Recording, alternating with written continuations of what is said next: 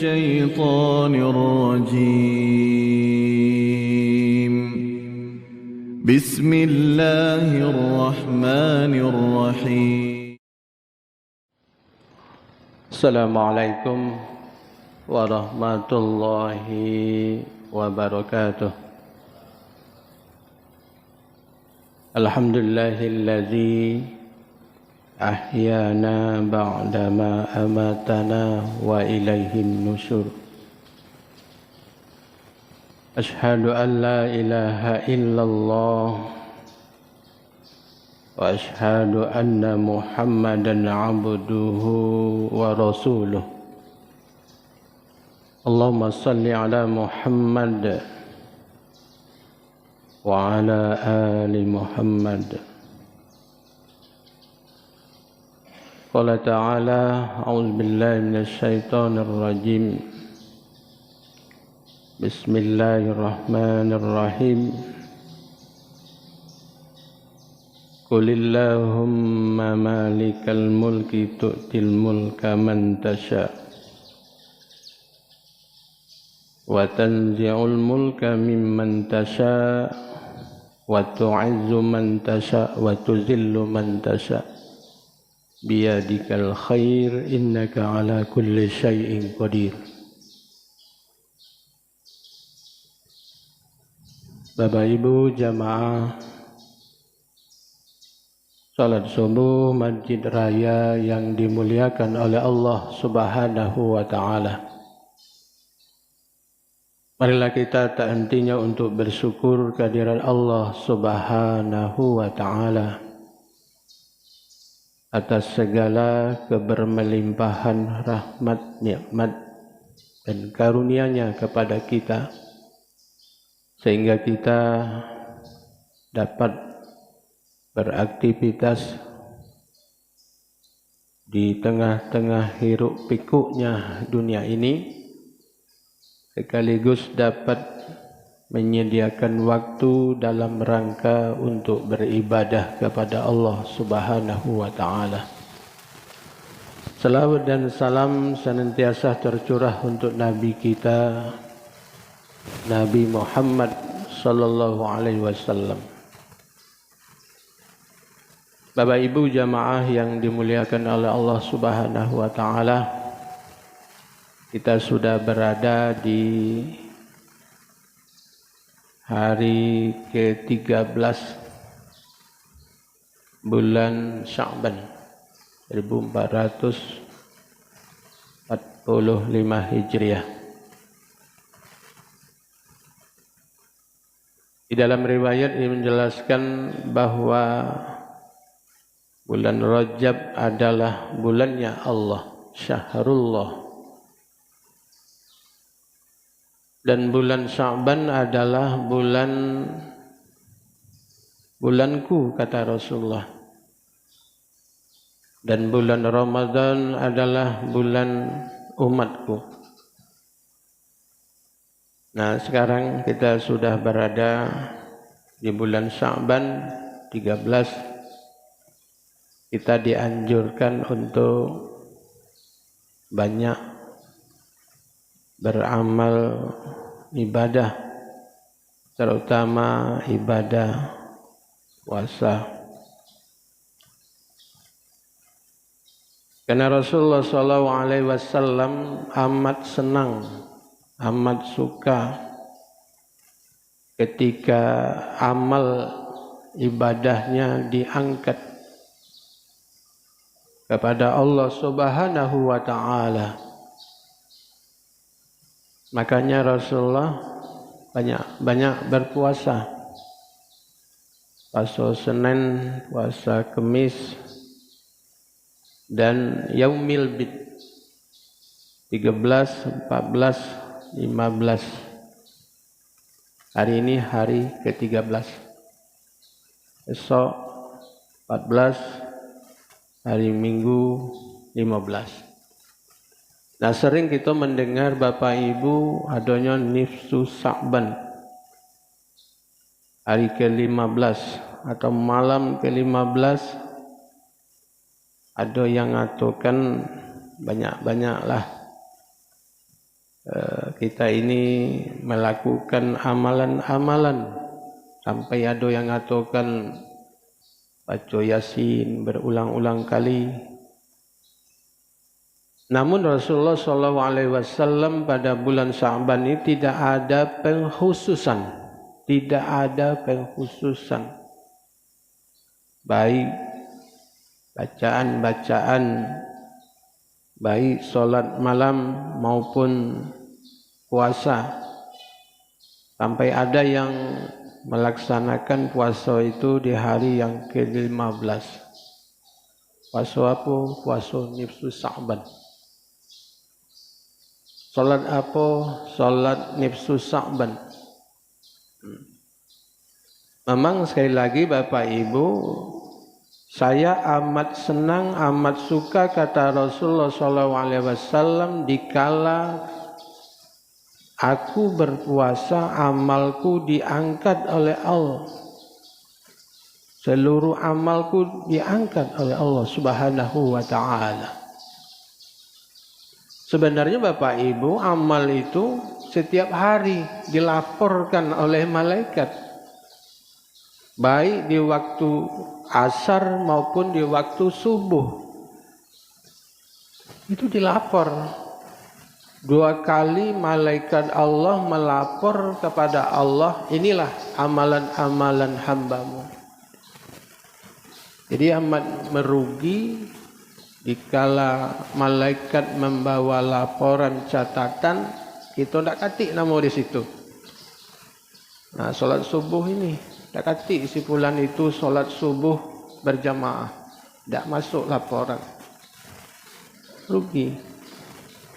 Di waktu asar juga, kalau bisa Bapak Ibu standby berjamaah. Sesibuk apapun kita usahakan untuk berjamaah supaya kita ini dapat laporan di dalam catatan malaikat, inilah hambamu. Jadi amat beruntung orang-orang yang melaksanakan merutinkan, mendawamkan amalan-amalannya. Begitu juga dengan solat zuhur berjamaah. Solat zuhur berjamaah itu kita juga dianjurkan 4 rakaat solat sunat sebelum solat zuhurnya. Karena ada dalam hadis itu menjelaskan 70 malaikat mendoakan sampai datangnya waktu malam. Dirugi. Kalau ke masjid solat zuhur itu hanya solat zuhur baik. Ayo ikuti solat sunat 4 rakaat. Ya. Dan di waktu asar tadi malaikat yang menjaga mulai dari waktu subuh sampai asar, dia akan membawa catatan amal kepada Allah Subhanahu wa ta'ala. Dan yang jagonya ini di waktu subuh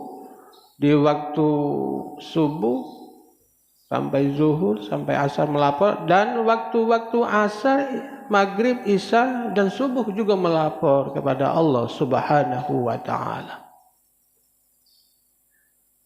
Bapak Ibu yang dirahmati Allah, dan sudah menjadi tradisi di masyarakat kita, menjadi budaya, apalagi namanya paham-paham kejauhan gitu ya. Bulan ini dikenal dengan bulan Ruah. Nah, bulan Ruah.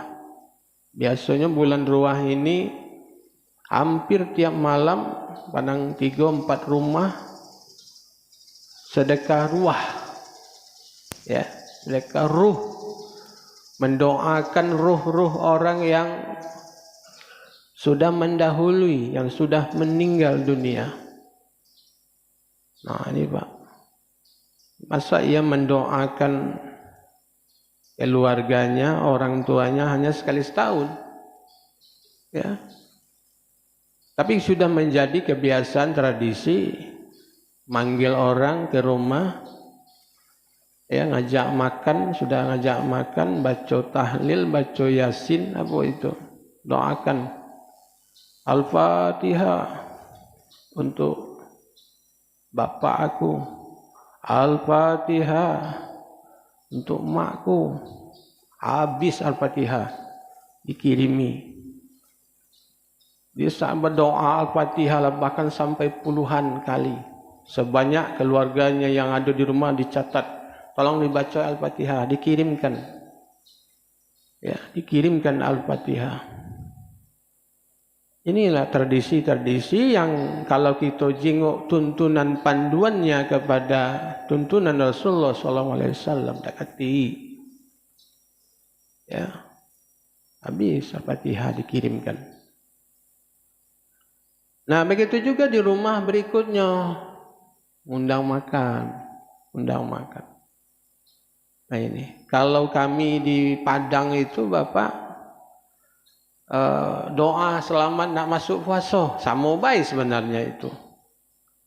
Apa ada cara ini? Doa selamat masuk puasa. Biar puasa ini selamat. Itulah makanya ada kalau di Padang tuh mandi balimau. Ya, mandi balimau. Setelah mandi balimau untuk menghilangkan apanya? Daki-daki dosa-dosanya. Mandi bajeruk, Pak. Ya.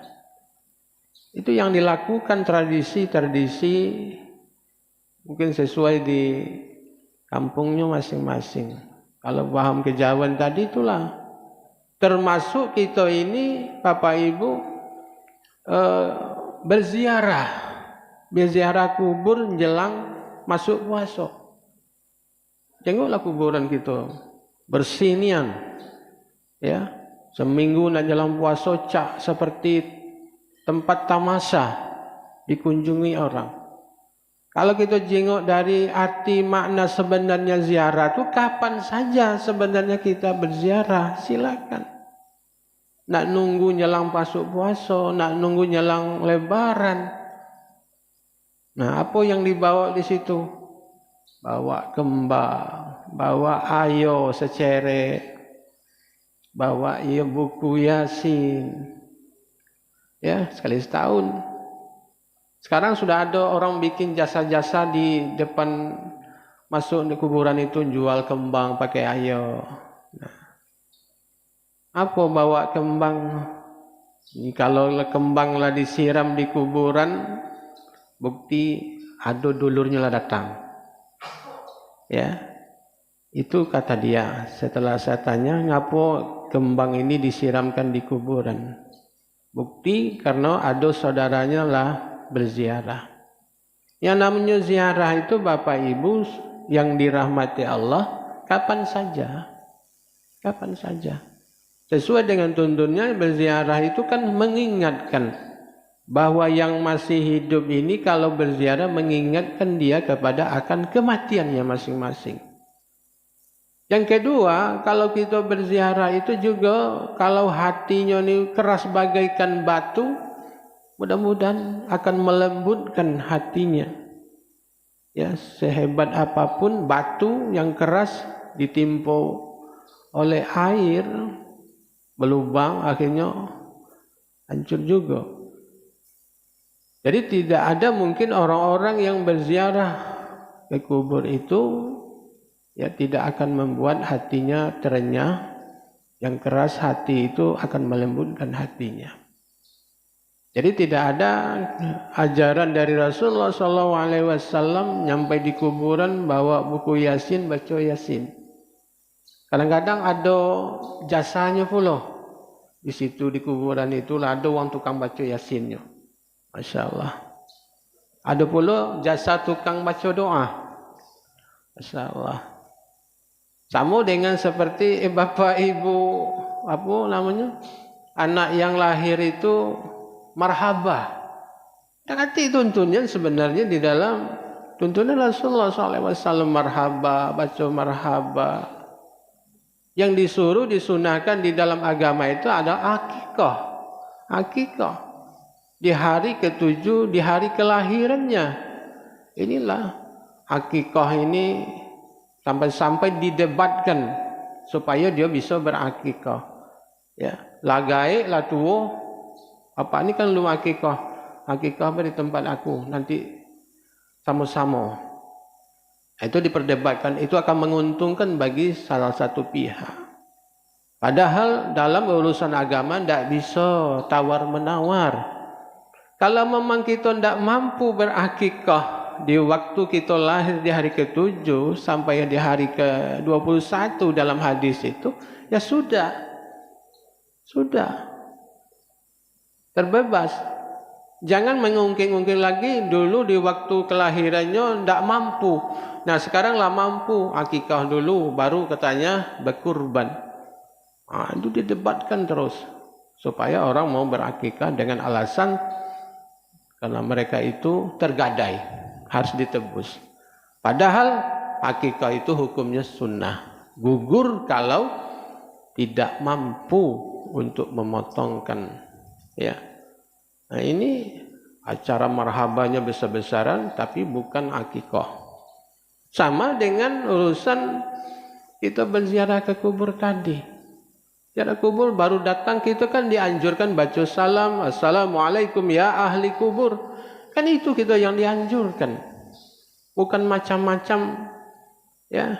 Di tradisi masyarakat itu bawa kembang, bawa sapu, bawa buku Yasin, ya, Masya Allah. Jadi tradisi kalau sudah dipadukan dengan tuntunan Rasulullah tidak akan bertemu dia. Tapi seolah-olah itu adalah tuntunan dari Rasulullah SAW. Ya. Jadi Bapak Ibu sekali lagi ini sebentar lagi orang akan berduyun-duyun berziarah kubur. Ya. Ziarah itu sebenarnya seperti orang ke Mekah itu kan ziarah yang paling utama itu kan ke Masjidil Haram, ke Masjid Nabawi dan ke Masjidil Aqsa. Ini tidak kati sebenarnya ziarah ke kuburan para wali, tidak kati juga anjuran. Kalau kita berziarah ke Masjidil Haram sholat sekali 100.000 kali dibandingkan dengan sholat kita di daerah kita masing-masing. Ya. Hanya ada 3 keutamaan ziarah itu. Nah, kenapa masih ada masyarakat kita ini diajak untuk ziarah religius, ya, religius, membawa nama-nama agama untuk religius katanya. Maka kita dengar itu ada mobilnya terbalik, berapa orang yang meninggal. Ya, ziarahnya yang tidak diridhai oleh Allah Subhanahu wa taala. Lebih baik kita lebih utama berziarah itu adalah menziarahi kubur orang tua kita dewe, ya, mengingatkan kita, ya, mengingatkan kita kepada akan kematian kita. Jadi Bapak Ibu yang dirahmati Allah, tidak ada pengkhususan kita beribadah pada bulan Sya'ban ini kecuali orang-orang yang sudah terbiasa beribadah puasa Senin, Kamis, Yaumil Bid. Nah, dan dilarang juga kita ini kata Rasulullah berpuasa sehari atau 2 hari menjelang masuknya bulan suci Ramadan. Kenapa demikian Bapak Ibu yang dirahmati Allah? Karena banyaknya umat manusia ini yang lalai pada bulan Sya'ban ini. Lalai di sininya ibu-ibu sekalian yang dirahmati Allah, ada utang puasa yang belum terbayarkan. Datang dulu bulan untuk diwajibkan puasa. Utang puasanya belum lunas juga yang kemarin-kemarin. Itu dimaksudnya lalai. Ya, padahal rentang waktu 11 bulan nak bayar utang tak terbayar. Nah ini kalau bagi Bapak Ibu yang mungkin barangkali berpuasa itu mereka tidak mampu, kan boleh bayar fidyah. Ngapun dipaksakan untuk puasa? Kalau tidak mampu puasa, bayar fidyah. Nah ini utangnya bertumpuk-tumpuk. Padahal itu wajib. Jangan sampai kita ini meninggalkan hutang, meninggalkan hutang ibadah walaupun urusannya ibadah, walaupun bukan uang, kewajiban, diguyuri. Mudah-mudahan menjelang Ramadan ini datang, utang kewajiban puasanya bisa terselesaikan sambil menunggu datangnya Ramadan. Yang ketiga, Bapak Ibu, dengan kita terbiasa melaksanakan ibadah puasa sunnah, datang bulan suci Ramadan, tidak terkejut fisik kita ini untuk melaksanakan puasa tuwo. Ngapo lemahnya, ngapo lesunya, puasa tuwo. Kalau kita lah biasa puasa, tidak ada yang perlu dipermasalahkan. Ya. Jadi kalau tidak terbiasa puasa tadi, hari Senin insya Allah tanggal 11 Maret kita sudah awal melaksanakan ibadah puasa. Jadi kalau kita sudah terbiasa melaksanakan ibadah puasa, tidak ada yang terasa berat bagi kita. Jadi tidak ada Bapak Ibu pengkhususan baik sholat malamnya nanti hari Minggu. Sebenarnya malam Minggu Nifsu Sa'ban itu. Ya, namanya malam Nifsu Sa'ban, malam Minggu. Harinya hari Sabtu, malam Minggu. Kalau malam itu lah masuk ke malam 15 Sa'ban. Ya. Dan kita dianjurkan banyak-banyaklah beribadah. Ya, banyak-banyak beribadah, tidak hanya kita ini jangan banyak baca sekian puluh kali baca Yasin, tak hati tuntunannya. Ya, disuruh banyak-banyak. Kalau biasanya baca ayat Quran sehalaman, bacalah 3 halaman. Ya. Jadi tidak ada pengkhususan malam Nifsu Sa'ban tu sampai larut malam menyambut malam Nifsu Sa'ban. Tak salah pula gawe.